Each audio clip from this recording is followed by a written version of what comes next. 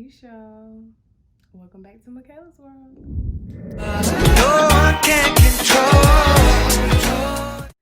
So today, I wanted to do a review on Two Can Play That Game. I love watching things and analyzing them, especially relationship type pieces.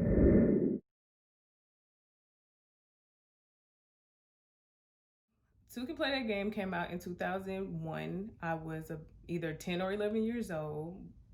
Well, by then I would have been 11 because I think it came out like the end of the year, September. So off top, what I saw was like beautifully educated women, especially Vivica's role and Wendy Raquel.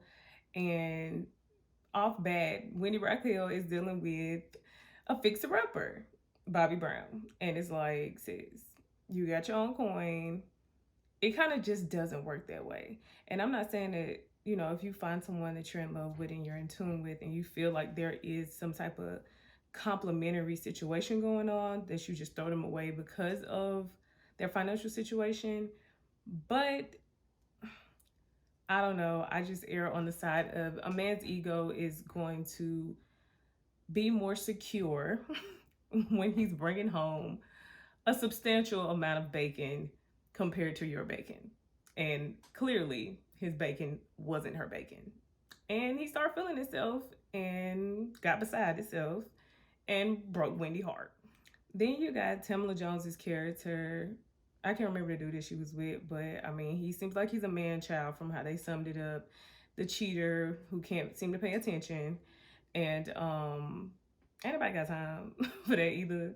So Vivica is the one that's giving out the advice. She's telling her homegirls how to handle these situations. She's teaching them how to play the game. And she's supposed to be the successful one in a relationship that is equally yoked, which, from face value, it definitely seems that way. But I'll give you a little bit more of my opinion on that later. What I can say is that I love Monique. I don't know that, how do I put this?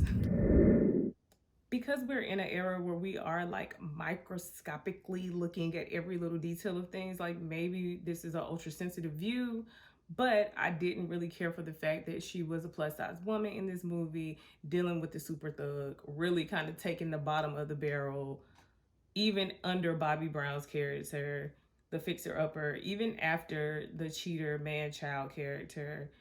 Like, this dude has nothing going for himself. I think he's selling drugs or something like that. Do-rag wearing. Like, it's nothing. It seems like Morris Chestnut's character and Vivica Fox, they are both successful, decent looking people. They look like they would be together. They seem like they have the same drive and gusto for life, which is important. However, I am not a proponent for game playing. Like, I just don't know that that's necessary. And I think that that is like a theme that has kind of been thrown into urban media, that, you kind of got to be tit for tat with people to have a leg up in a relationship, when there are a lot of healthier ways to deal with everything versus just playing games all the time.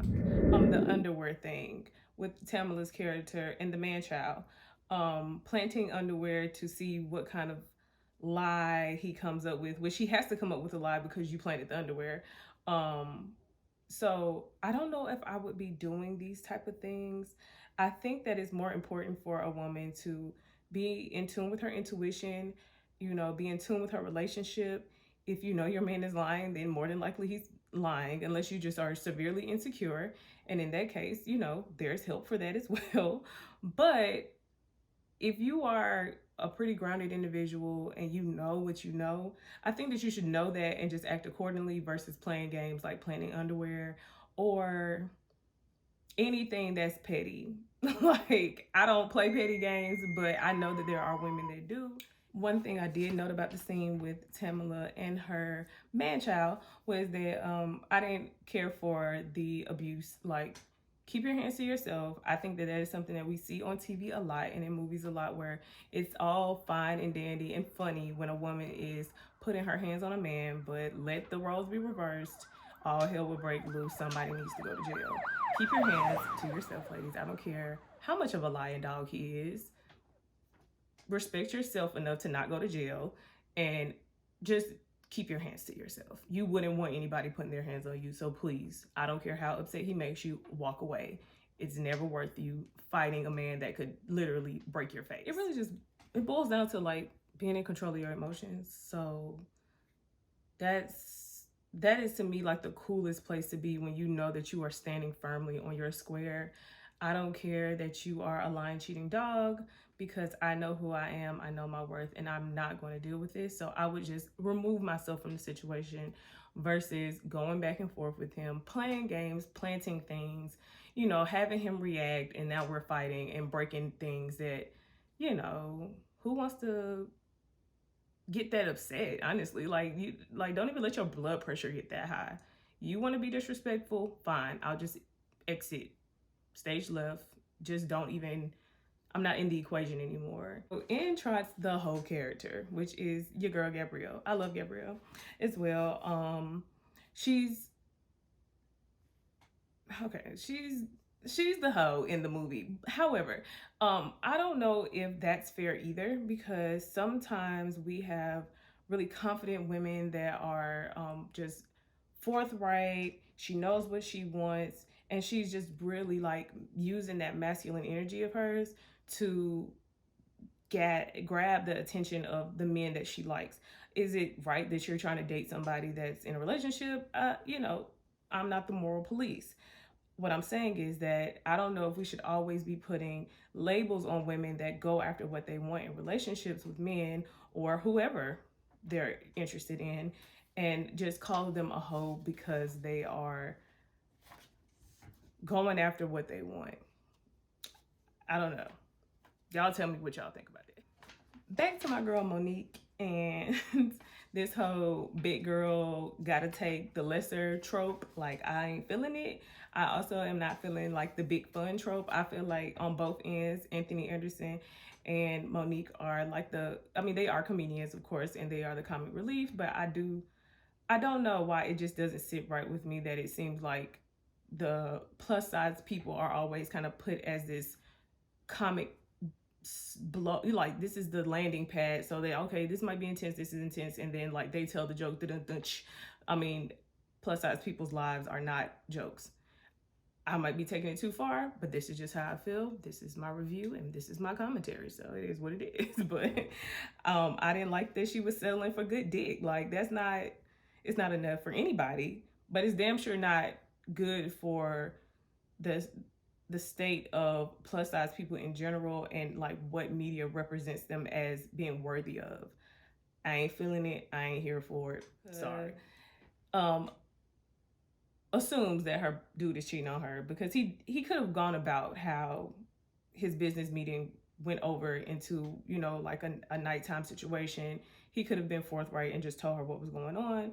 He kind of left her to assume and have to kind of snoop and figure out what was going on.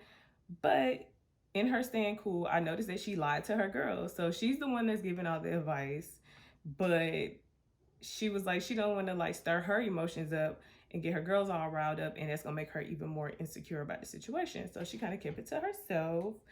And it's like, I kind of agree with that, but at the same time, I feel like if you really have really deep relationships with your friends, like, you should be able to be vulnerable and tell them the truth. But I think that just goes back to intuition and you knowing your friends and who you're talking to and the space that they're in at the time, because all of that matters when you're giving somebody like your real heart and like your real emotions about something that's really close to you, like your man, and maybe he's cheating on you. So I get that she didn't share with them, but and she's like avoiding bad advice. That's what I took from it. Because her friends are always looking to her. They don't make good men choices. So it's kind of like, well, why would I step off my pedestal and let them know that I don't really know what I'm doing either? What y'all think? Like, do you think that it's best for you to like kind of hold back, not give too much information? Because sometimes I do know that if you are like every little hiccup in your relationship, if you're relaying it to people that you love, it can translate into some animosity where, you know, like your friendship or your family love, they're not going to be as forgiving as you would with your spouse or your significant other. It's a bug in here. Like, let's just put it on the table and let's talk about it. Are we on the same page or not? And not just about what a person is saying, it's also about how a person is acting and how you really feel about the situation, because like you have a good feeling about what's right and wrong for you. And I think that the more we exercise that good feeling and trust that good feeling, the stronger it gets. So yeah, who's got time for that? Getting advice from uneducated friends is probably not the best idea. Like, I've learned through my own friendships, like, ain't none of us really successful at this shit. So it's like, you might want to go find you a mentor, dog. Like, this is a bonus point. Vivica lays down to bed before, I think, starting her 10 days of game plan. And she didn't put a bonnet or a scarf on her head. I just don't think that's realistic. However, what I will say that I appreciated was that Vivica's look was very classic throughout the movie, and I feel like it kind of spoke to what her status was supposed to be. And I guess that's like the flip of the script, that, you know, she's not the Tamla was more like the roundaway girl vibe. So was Monique with her little thug boyfriend. And then you got Wendy, that's like the educated dingy one. And she's supposed to be like the one that's got it mostly together. And but at the same time, you playing psychological games. I noticed that Vivica decided to give space in her relationship with Morris. And I don't know if space is effective without communication, especially if you love someone. So, I mean, I understand having to take some time and kind of like debrief with yourself and figure out, you know, like, how do you really want to approach a situation? But in this tit for tat game plan situation, I don't know. I mean, I wouldn't use space as a strategy unless you're really going to use that space to like ground yourself, figure out what you want, and figure out how you're going to communicate going forward. So, like, do men really still pine over women? Like, or do people in general even care enough? Like, would anybody even make it 10 days of game plan? Like, I don't know anymore. Like, there's so many options, and, you know, the internet and Instagram, like, you could always just go find somebody else to fill your time. I don't know if the majority of people are still committed. I feel like back in the day, we had more of a collectivist like structure, in the sense of like, we knew that family was important and that we needed one another to survive. And nowadays, like, it's less and less like that, even though that's false. We know that we're all connected, so we do need relationships to survive. But I think that there is this narrative that says, okay, well, I know I can I don't really need a husband like I used to need a husband, or a man really doesn't need a woman to fulfill these more domestic roles. It's, you know, it's less traditional. So I think people are questioning now, like, what do we even need each other for? And if you get on my nerves, maybe you are disposable, that type of thing. So yeah, that's why I was wondering, like, is that even a thing? Do people care? Okay, let me not go too deep into that, because it's really like a thing for me. Like, do people care? Anyway, there was a point also, along with Vivica's bonnet that she did not put on, that men do gossip. That is a true statement. Like, you are presenting that men do gossip. That is a true statement. Like, they run their mouth. So you make sure that you are presenting whatever you want to be shared with the homeboys down at the club and all of that, because I mean, they might not tell it all, but they gonna tell something. I will say, while what's her name, Gabrielle Union's character is kind of like chastised for giving out her masculine energy and labeled the hoe for going after what she wants, you know, being ambitious, you know, sleeping with somebody else's man, or really not their man because they on a break, but whatever. Vivica is also giving off super masculine energy because she's playing this superwoman role. Like, she's putting her vulnerability on the back burner so she can appear strong and play these games with this man for 10 days, when she could really just have said, look, Keith, or whatever his name was in the movie, you know, I really care about you. I don't understand why you couldn't have just been honest with me about what was going on after work, that you had a later meeting with this lady. It looks like you were on a date. I'm gonna need you to explain what was going on and why you just weren't honest with me. And maybe this could have been deaded. Like, the whole movie really could have just been over from there. But then it wouldn't have been a movie, right? And I wouldn't have had nothing to discuss. But it's like, we are being taught how to do things through this media. Now, whether you pick it up and take it with you and use it, It's up to you, but sometimes it's not up to you, because when you're 11, like when this movie came out, like maybe if I would have watched this movie several times, I would have thought that playing games was the way to go. Like I'd be trying to figure out my playbook, you know, girl, no, he ain't finna do me like this because I'm about to do this and that. Like, I don't know if that works. I just don't think it works. About that. Like, does sex distort the dynamics of, you know, whatever y'all trying to work through when you're in a fight or a misunderstanding? I mean, of course it's going to change things. Some people have sex and then they just get back together and they never deal with the problem. And then some people have sex and it allows for them to be more vulnerable and actually talk about what happened and, you know, move on in a healthy manner. So I guess it just depends on the relationship, but I would just love to know what y'all think about that, because if you're in a fight, are you still giving up the booty or no? So what they kind of described it as is like flipping the script. He gave his burden to her, and while he was the one feeling confused and, you know, left out, and he knew that she was playing this game with him, he then flipped that feeling on her, and now she's the one that's trying to figure out, like, how do I pick up the pieces? Where do I go from here? Because they didn't have sex. I'm assuming that's what that was. So yeah, it was interesting because, like, her confidence lowered because she wasn't being vulnerable, because she felt like being vulnerable was gonna lower her confidence. I also had just jotted down that, you know, getting advice from uneducated friends is probably not the best idea. Like, I've learned through my own friendships, like, ain't none of us really successful at this shit. So it's like, you might want to go find you a mentor, dog. Like, you know, it's good to have somebody that you can kind of pitch ideas off of, or, you know, have a shoulder to lean on if you're sad, or you need to talk to somebody, or you're happy and you want somebody to pray for you, or whatever the case may be. But you probably want to be taking advice from people who are successful at whatever the fuck it is that you're talking about. And yeah, so I can kind of understand, again, why she didn't divulge a lot to her friends, but I do think it's a little phony to be all like secretive when your friends are like literally giving you the whole bag. But you got to do what's best for you. So am I saying anything? Probably not. So in the movie, Vivica decides to start dating. Girl, I wouldn't do that. I wouldn't do that. I don't feel like that's a smart thing to do. I get that it's to make, you know, boost your confidence. You know, there's other men out here for me.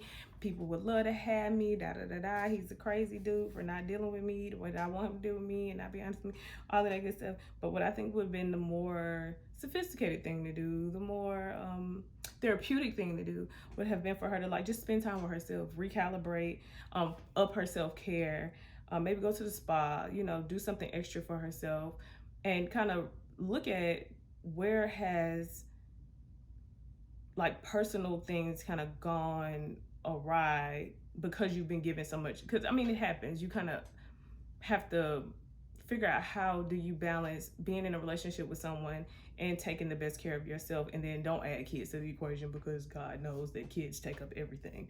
But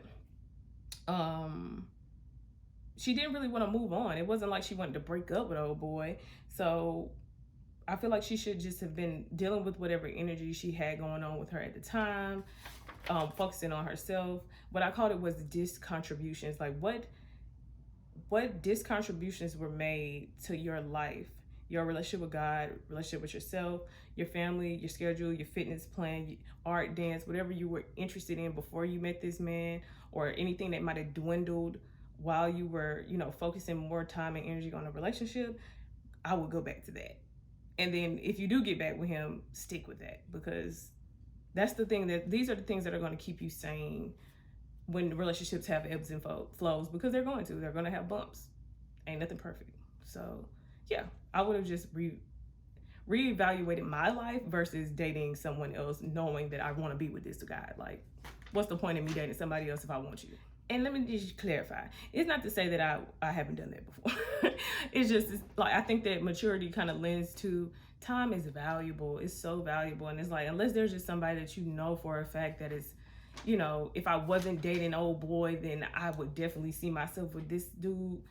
I don't know if just like randomly dating anybody, you know, time, baby. This is what this all is about to me. Like, all I thought about this whole movie was like, how much 10 days is a long time to be playing games, especially in 2020. This ain't 2001 no more.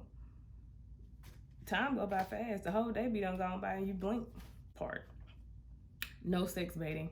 I don't believe in it at all. Like, I would not go over there playing games, pretending like, I don't want it, but I really want it, and then I leave because I need you to, be lingering and thinking of me. And nah, dog. Like, if I really care about you, I'm not gonna come over there and we get to that point and we don't have sex. We're gonna probably have sex. So the thing is, if you're trying to figure out where to go from where you are, and you're in a fight or you're in a disagreement with your significant other, I would say meet somewhere neutral if you're not trying to go back down that intimate path with them.